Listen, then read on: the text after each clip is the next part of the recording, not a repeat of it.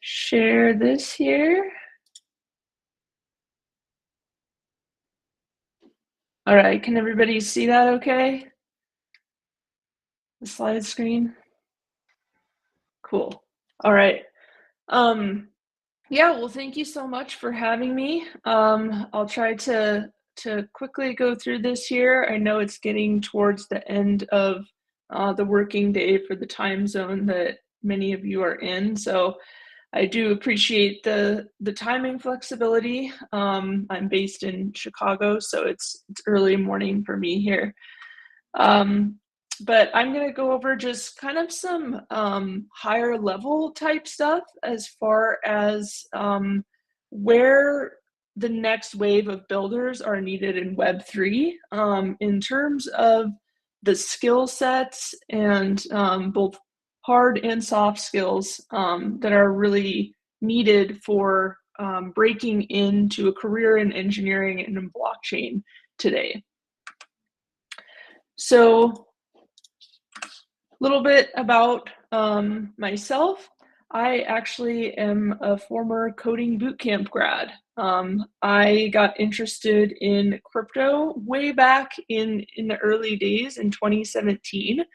And I think for a lot of people, it's the other way around. They start out being in tech and then they learn about blockchain or about Web3 and kind of get interested in it that way. But for me, it was actually the opposite. I discovered Bitcoin and Ethereum, and I thought this is so interesting and so cool. I would love to be able to do more with this. Um, so that's what got me interested in the idea of learning to code and going into tech in the first place. So I did a 6-month part-time coding boot camp back in 2018, which is not necessarily something I would recommend doing today. But back then it was just basic web dev stuff. The boot camp didn't have anything to do with Web3 or blockchain or anything like that. But I learned the basics of web development. And from there, I was lucky enough to get an internship at a blockchain startup here in Chicago.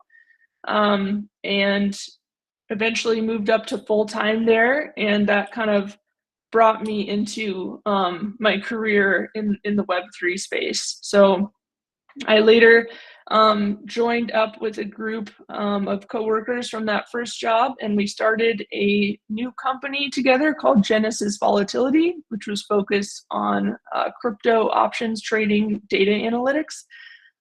So I was part of the original core team of the 8 of us that started that company, where I was the Web3 front-end lead engineer.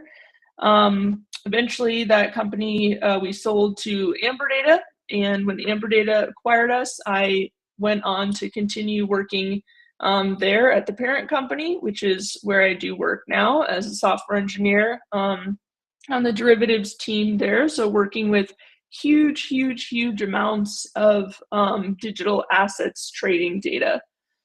I also am a creator. I make educational tech content to help developers learn about how to build with Web3. So I have done a lot of work for all sorts of different Web3 companies on the side, freelance work and content work for places like Third Web and Aragon and a lot of those big name Web3 places, and developer advocacy work as well. So I really enjoy helping new developers kind of break into the space and onboarding more of you to Web3. So really quick, a lot of you are probably generally familiar with sort of this timeline here, but basically the web has been through many different kind of major iterations, and we're right on the precipice of another one of those iterations today, which is a really exciting time to be a builder and to be developing in Web3. Obviously, back in the early days of the web, we had kind of the static read-only sites. Then we moved into Web 2 with blogs and video content, and then eventually to Web3 in more recent times, where we have decentralized applications and blockchain integrated applications. And now we're on the edge of another big change with the entrance of AI onto the scene. And the way that AI and Web3 work together, I think, is going to be the next major frontier of web development, and is going to be a really, really exciting place to be building, just as all of these other big changes in the internet have also brought so much opportunity for developers.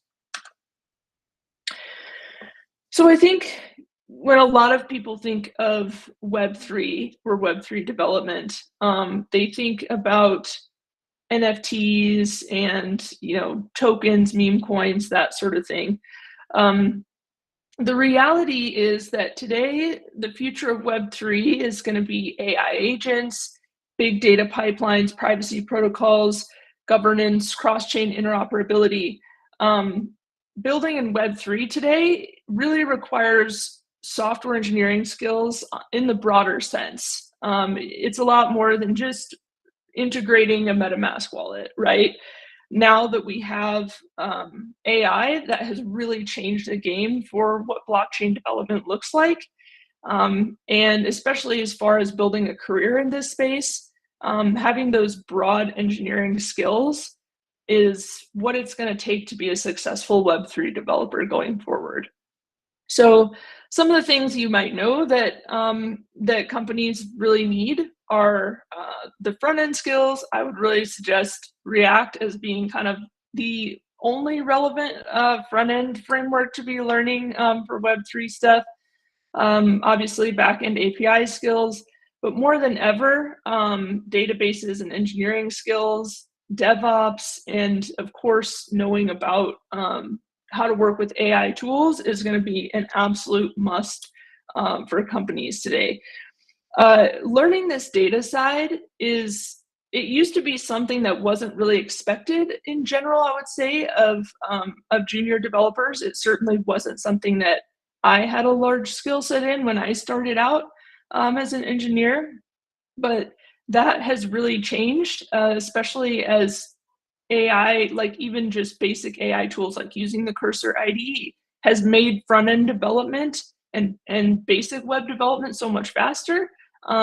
It's a lot more expected to have for engineers to have skills on the data side of things. Additionally, AI without clean data is useless, right? So data itself is becoming more important than ever across tech and in engineering. And so being able to work with that is very important.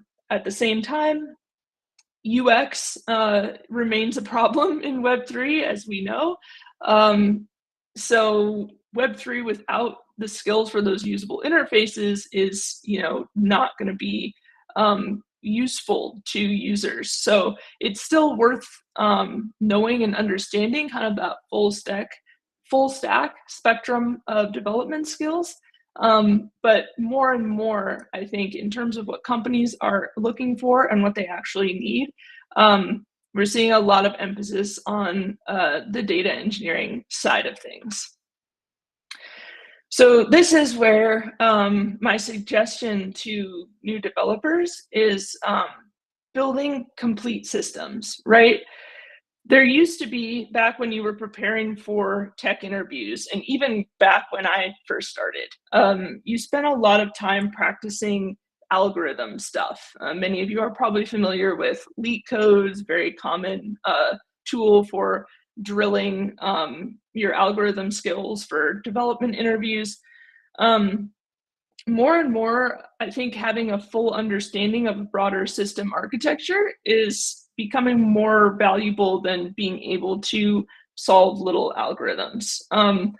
Your edge is system design. So while it's valuable to like learn and understand a skill like Solidity, right? If you want to be a Web3 developer so you can write smart contracts, I would say don't spend all your time drilling Solidity syntax, because AI is going to be able to do better than you anyway, right? So the thing is, AI can write snippets, but not the complete system. So practicing with building a full system is going to be help you build those skills that are going to be more valuable to companies. So one example I have here is like creating a full stacked app that integrates with AI and with on-chain storage, and practice, the data pipeline of getting your stored data into the app, feeding it to an AI recommendation engine, show that you can automate all of this, show that you understand the full scope of an end-to-end project. So that's just one example, but you get the idea. With that in mind, these are a lot of what I consider to kind of be the major tools of the trade for software engineers, especially working in Web3 and blockchain today. As far as languages, TypeScript, React, Node, front-end API stuff, a lot of Go and Python I'm seeing more and more. That's stuff I work with a lot. On the front end, though, I would say be prepared to start using more front-end template tools, especially when it comes to data work. So there's some vanilla React development still involved, but more and more like no-code tools that can be like embedded or integrated into your custom React TypeScript wrapper, for example, are becoming really popular because it, again, saves that development time on the front end and allows engineers to focus more on the data side of your work. So that's a big thing I'm seeing more of. Of course, for Web3 developers, learning Solidity is always super valuable. And tools like, I put Third Web on here is one of my favorites for personal projects for Web3 stuff. Similarly, for lightweight and personal type projects, Supabase, Firebase are really nice database options. Vercel for deployment, and GitHub. Obviously, your AI agents and AI tools using, Claude, ChatGPT. I like to use the Cursor IDE, so it's integrated right there. All that stuff useful also for just your own personal projects as well, and good skills to show. But on the other side here, and what I want to emphasize is these skills that are maybe not as much talked about, but are really important for those of us in industry, which is data lakehouse architecture stuff, so like Delta tables, stuff like that, integrating it with AWS, big data databases like Snowflake, and Databricks, I think, is probably one of the most valuable tools you could learn in terms of data pipeline and machine learning work. So I would highly recommend learning more about those things as a way to really stand out.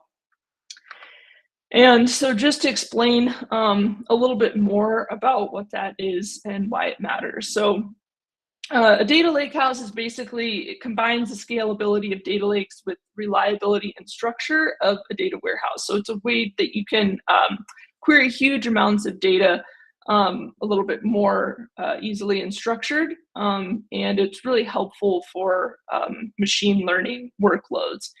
AI needs huge amounts of good quality data, right? And that's something that blockchain is creating tons of public structured data, which is really a perfect opportunity for analysis. And so tools like Databricks are basically enabling a scalable workflow for ETL, which stands for extract, transform, load, which is a term in data engineering work.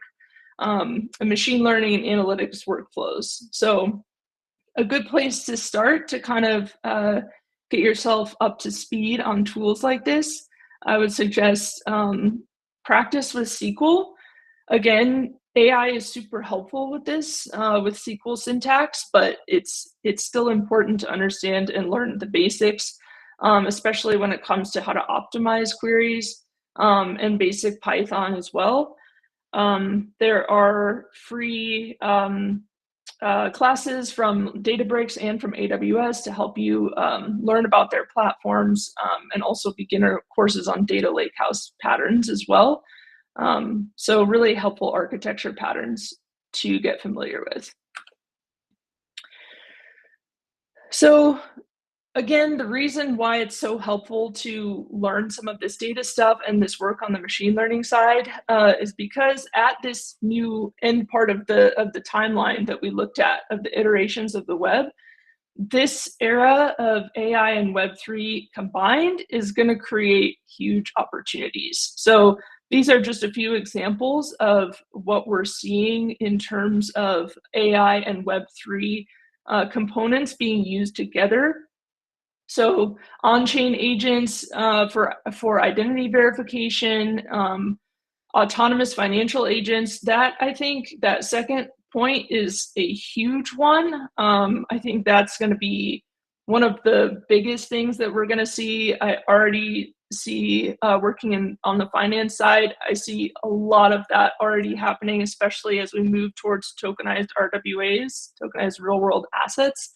The financial industry is moving that direction in a big way, even traditional big banks and hedge funds. So I think we're going to see a lot there. And also the privacy preserving stuff. I put ZK on there. If anyone is interested in zero knowledge proof development, definitely reach out to me because I have a great group I can connect you with opportunities to learn and also paid work for that as well. There's a lot of that type of stuff becoming more and more important as we develop AI into the Web3 space. So my suggestion to new builders new developers is always to learn by building and focus on building end to end, all the way from front end, back end, smart contract integration, and any AI integration if you can. Especially if you're building any kind of startup or project that you're hoping to get funding for, because I can tell you right now that all of the funding is definitely going to AI companies. So the goal being to just deploy things, right? Actually ship something, iterate, get feedback, and don't get stuck just following tutorials, but try to focus on starting with actually solving a real problem and creating something and getting it out there. I put a few example practice project ideas here, just, relatively simple things that you could do to start practicing with these different skills across all different parts of the stack. And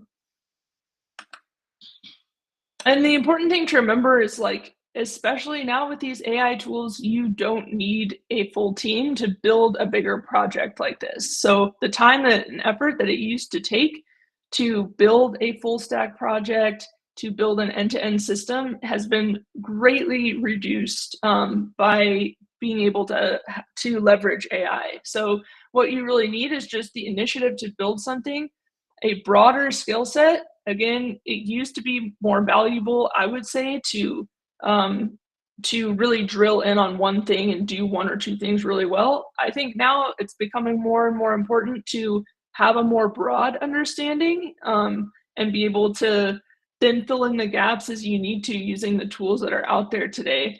But having a broad understanding and skill set, solving a clear problem, and then just being disciplined enough to launch and iterate and put your own project out there, and hey, who knows, maybe it'll make some money too. So some final thoughts to leave you with. I think sometimes we hear this discourse of like, oh, Web3 is dead.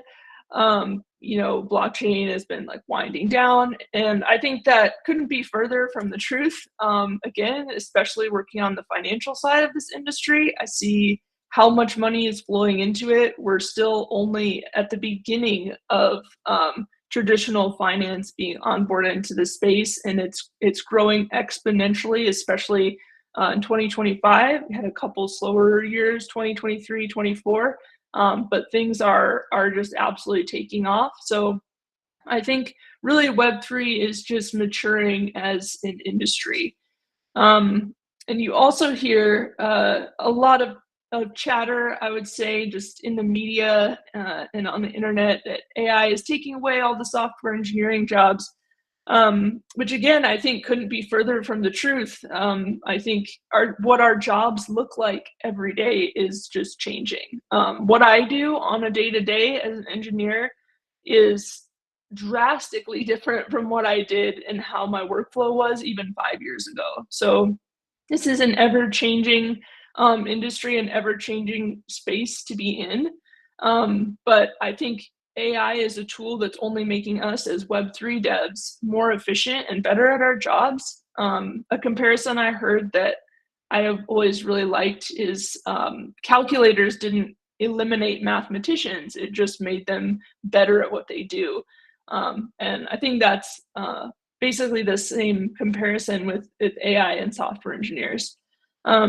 And then again, just my recommendation, learning to build holistic software systems that solve problems, and really, if you can try to position yourself at the bridge between AI, Web2, and Web3, there's going to be so many opportunities for you in the space. So just these are my, where you can find me on the internet. X, I do make YouTube videos, educational content for developers, like I said, so you can always follow along there if you want to learn more about Web3 development. And also feel free to reach out to me anytime. I'm happy to connect with people and to suggest things and help you look for jobs and things like that. So thank you all so much. I guess if it's okay to open up for questions, I would be happy to, if anyone has a question, probably putting it in the chat would be the easiest way for me to make sure I hear your whole question, but happy to answer for you all. All right. Let's see, I see one here. Which emerging technology is expected to have the most transformative impact in the future? AI tools, agents, or quantum computing, and why? Additionally, what are the key advantages and disadvantages of quantum computing compared to traditional AI-driven systems? So it's a great question. I think in the immediate future, AI tools and AI agents are going to have the most impact. In the longer term future, I think quantum computing is going to change the whole game. We'll have to add another step on the timeline of the web, right? Because I think, maybe give it another 10 years or so, and that's really going to change the game. I think something that's super interesting there is quantum computing. It basically, what is going to have to happen is that all blockchains are going to have to be quantum proofed, right? Because as they exist today, our unhackable blockchains could be hacked by a quantum computer that is capable of those computing that hash functions at that scale and speed. So yeah, eventually down the line, I think there's going to be huge opportunities there, which is where I would mention ZK again. Zero knowledge proofs are one direction in cryptography that's being explored as a way to quantum proof those systems. So that's a really, really great space to learn and develop in for the future, for sure. We have one other question after this boot camp. We need to solve any problem related to blockchain, suggest problem statements we can work on and build a DApp within this time constraint. Yeah, so being that the duration of the hackathon that you all are doing is 48 hours, are you all able to work together in teams? Because if you can work together for the hackathon, I would suggest, something like one of these ideas where you can integrate have someone work on the front end stuff, have someone work on the smart contract stuff, someone works on the API, and then put it all together. If you have to do it yourself, I would say maybe something like the smart contract bug finder, where you're just like integrating an existing GPT into a project would be doable in a short time frame for one person. But if you can work in teams, anything on the, I'd say like the crypto portfolio optimizer could be really interesting as an AI integration option as well. And yeah, I mean, like I said, using AI, it does make it a little easier to work by yourself as well, and like those shorter time constraints. Um, if I were you, how would I have learned and done, and what would I have proceeded broadly? Okay, so like if I were a college student, what would I have learned or done differently? Um, I would say I would, if I were starting over today, I would not go to coding bootcamp in 2025. I think the time where that was worth the investment, I like squeezed in right. I got lucky with good timing with that. I think doing things like this Web3 school that you guys are doing right now, I think that is a way better use of just your time and money. And I would suggest lots of learning online, learning off of YouTube. You really can learn everything you need to know for free or very low cost online. So I would say what I would do differently is like doing more of that. Like if I were starting out today and focusing on my own learning and building more stuff myself, because there's nothing that's going to teach you as well as building an actual project. That's for sure. In development, nothing replaces the hands-on experience. And for getting jobs, that's what people want to see, is someone who actually knows how to work through bugs and issues as you run into them because you have practiced doing it over and over again. So that, I think, would be the biggest thing. After having AI, everyone says do AI, but if someone wants to get into software engineering, let me know how to handle these things together: data structures, web dev, and AI, and to what extent should we use AI, and how to use it efficiently. Yeah, it's a good question, and that it kind of goes back to the previous question as well, as like things that are different from when I first started, because we did not have ChatGPT or any of that stuff back in 2017, and so it has really changed learning a lot, I think, because I think it's interesting because we're gonna be in this situation where we have junior developers who have just been putting a prompt into ChatGPT and pasting it in, and don't really even know and understand what a lot of their code is doing. And it makes for inefficient code, vulnerable code, bug prone code. At the same time, if you're not leveraging these tools, you're falling behind. And every company wants you to be using AI as you develop, because you can do your work faster, right? You can, at a startup, you're like getting to market quicker. Your competitors are using it, so you better be using it too. So it's an interesting balance, I think, between making sure that you're using those tools, but also making sure that you're understanding what you're actually doing, right? So I think the way that we develop has changed, and the reality is that using these AI tools is part of that now. So, you're typing in a prompt and the cursor ID is writing all the code for you, and that's just a part of the development workflow and the way it is now. So you may not necessarily need to know some of the things that I had to learn when I started to literally write them out by hand. It would be silly to write a lot of those things out by hand. I'm already like, can't believe some of the things I used to write out by hand that now AI just does it for you, and it would be ridiculous. But I think as a beginner, I would say try to have the self-discipline to make sure that, if you do have AI fill in a big bunch of code for you, that you go through and make sure you understand it. Ask it to explain the code for you. Be like, okay, we added this code. What does this line do? What does this line do? Try to make sure that you're actually learning as you're building with it, so that at least you can know that you're writing clean code, and if you need to fix something, you know where to look when it's broken.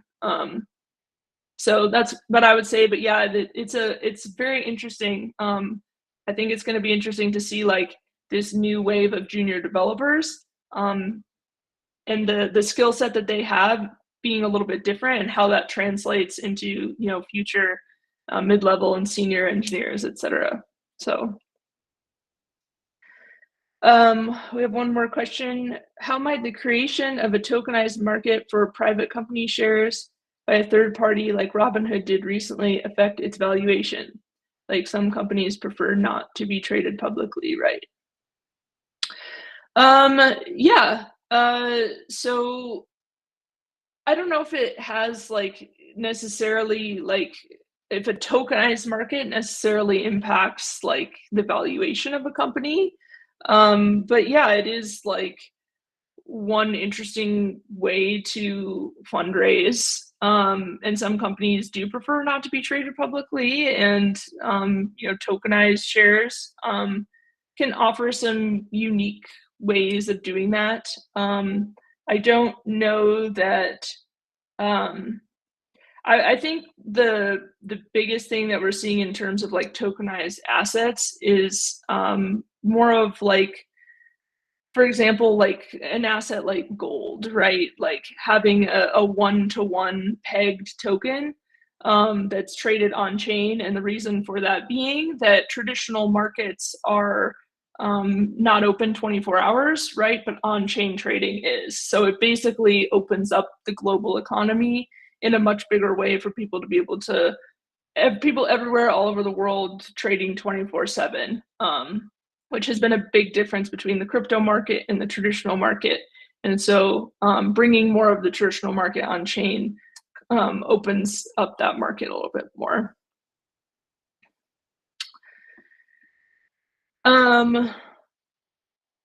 Any other last questions? Let me ask a question about this portfolio optimization. So generally, like I'm working on this portfolio optimization problem. So generally, like when we fit these models like Markovich model and the related models into the traditional data, like we are getting some kind of sensible results. But the problem when you're putting the traditional models into the crypto data, like the problem here we will get is like these are too volatile, right?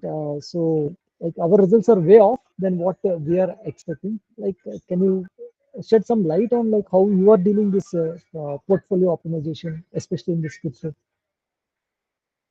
So you're saying in trying to build a project like this, you run into the issue that AI models are more set up for like traditional finance, and so it has not been helpful in optimizing like a crypto asset portfolio.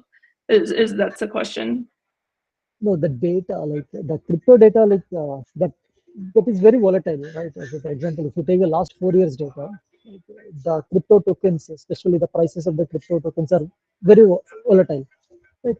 But most of the optimizations technique that are built for the traditional assets, okay, that is very fine. Like the end output that we get, that is easily comparable, and it's perfect. But when you apply the same models, the traditional financing models to the crypto data, like we are getting results way off, like due to this volatility of the crypto prices and the crypto data. So, like when you're optimizing, like how you solve this problem? Yes, there's a lot of volatility in crypto data.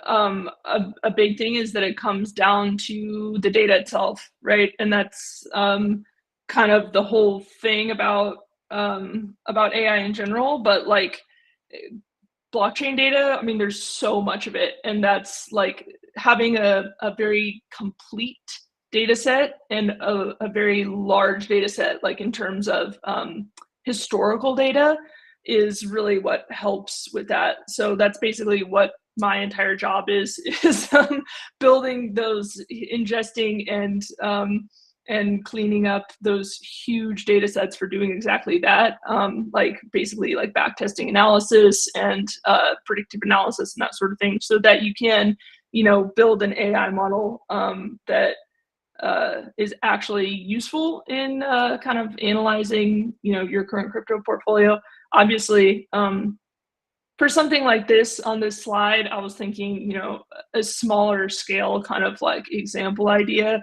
But yeah, like, in terms of like something like a large portfolio that you're really going to trade, it comes down to having access to a data set that is going to be able to make your analysis accurate, and regardless of the amount of volatility, because there is just so much data. Like, you need someone that's actually collecting all of that data, which is where I would plug my own company, I guess, as a really good resource for that. But yeah, that's the volatility in general is for sure a challenge in crypto. I'm no trader, so I don't know as much on that side of things. But yeah, it really comes down to having data completeness and enough historical data to offset the amount of volatility and actually be able to develop, be able to see trends that form, which people do. So it's possible. But yeah, to really do that as a project where you would actually like trade your money on that, yeah, maybe kind of a bigger project. Thank you. I think there's one other question. In Fiverr or other platforms, people build blockchain projects in very cheap rates. Is there any free platform or GitHub repository from where we can cut, copy, and build projects for passive income? Yes. So a couple of parts there. People on Fiverr do build blockchain platforms for pretty cheap. A lot of the time, though, you have to be careful with that. It depends on what project you're building, right? Because people that are offering to, write you a complex smart contract, like for a liquidity pool or something like that, and they're offering to do it for, a few $100 on Fiverr, that's never a good idea. At the same time, for somebody that's gonna, maybe build you a front end that integrates with MetaMask and, calls a smart contract that already exists or something, sure, that's, maybe more reasonable. I will say there are definitely some projects that you can, like templates that you can build off of. And I would really suggest ThirdWeb as being a really good resource for that. They have templates for both front ends and for smart contracts, integrates with Vercel so you can deploy really easily. All of their stuff is audited, all their smart contracts.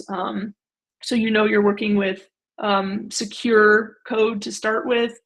They have really, really great support team, really nice AI integration. So I would, and everything on there, you can use all their templates and stuff for free.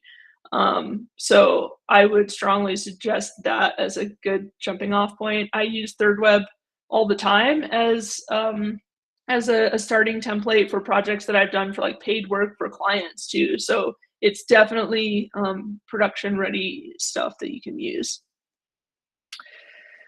I want to build projects and want to earn money passively. Suggest specific tools to explore. After seeing AI tools like Lovable Bolt and Cursor, I feel lost. Will there be opportunities in the future job market? Yes, I definitely think there are going to be plenty of opportunities in the future job market. Like I said, I don't think that AI is necessarily taking away all the software jobs, like people like to say. I think it's just changing the way that those jobs look. And so, as far as specific AI tools to explore, yes, I would say, I mean, Cursor IDE is a big one that I use. If you ever explored with like Claude MCPs, that's a really interesting one to learn and get familiar with as well. And really just building AI into your projects, right? Getting used to interacting with, like, for example, the OpenAI API, because all of that stuff is getting built into software just baseline now.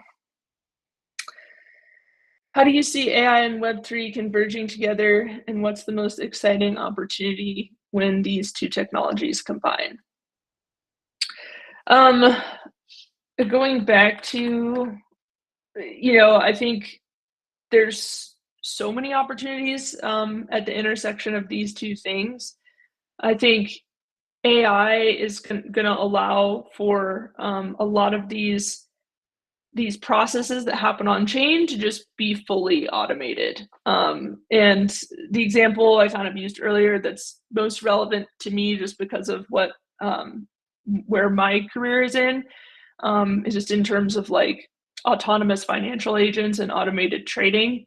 When you think about like bringing real world assets on chain, so now the market's open 24/7, then also not only do you not need humans to be able to trade in that market, it all just happens autonomously on its own all the time, generating revenue. I think that sort of system is going to be something that will be applied across all different sorts of industries, right? People are going to be able to have AI agents, like personal AI agents, like doing all of your little tasks online for you, booking things, shopping, right? Whatever it is. And I think with Web3, having those on-chain processes being automated is going to be a really, really interesting place to be. And then again, on the privacy side, it's going to be more important than ever as AI gets better and as we move towards quantum computing, to be able to have good security. So that would be, if you're looking for an area or a direction to kind of specialize in, or a niche, cybersecurity, as far as like it goes, blockchain, smart contract security, a really, really interesting one, I think, for sure. Okay, I think we're at time. So I think I got to everybody's questions. Hopefully that was helpful for you all. But I'll go ahead and stop there. I appreciate you all joining here at the end of your day, and thank you guys for having me. Thank you so much, Ms. Sarah Benson, for sharing